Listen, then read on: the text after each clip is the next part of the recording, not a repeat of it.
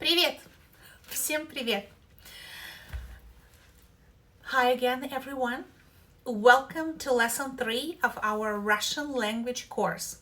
You have been doing great so far, and today we are going to take things a step further by learning how to describe your daily activities, as well as what you like and don't like to do. This is where you can really start to personalize the language and make it your own. So let's dive in. Using basic verbs to describe activities. In this lesson, we will be focusing on verbs that will help you describe everyday activities. These are the building blocks of your sentences.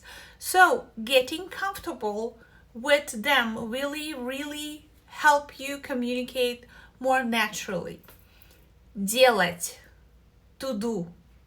Делать, to do. Любить, to love. Любить, to love. Нравится, нравится, to like. Играть, играть, to play. Говорить, говорить, to speak. For example, you might say, я люблю читать. Я люблю читать. I love to read. Or, я не люблю рано вставать. Я не люблю рано вставать. I don't like getting up early. Describe activities that you like and don't like. Let's talk about preferences in Russian. Just like in English, expressing what you enjoy or dislike is a big part of everyday conversation. Here how you can do it. Я люблю, I love. Мне нравится, I like. Я не люблю, I don't love. Мне нравится, I don't like. So if you're talking about your hobbies, you could say мне нравится путешествовать. Мне нравится путешествовать. I like to travel. And if there's something you are not a fan of, you might say мне не нравится ждать. Мне не нравится ждать. I don't like waiting. Culture and language. Describing your activities at home, in your country, at church.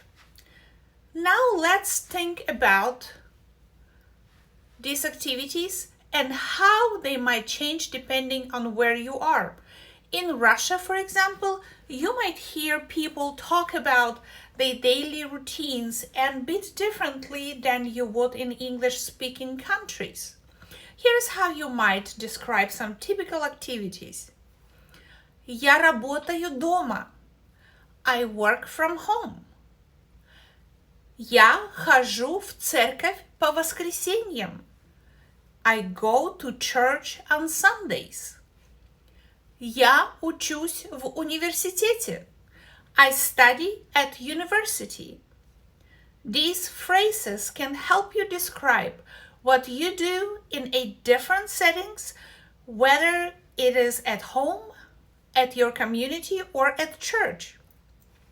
Learning about typical activities in Russian culture.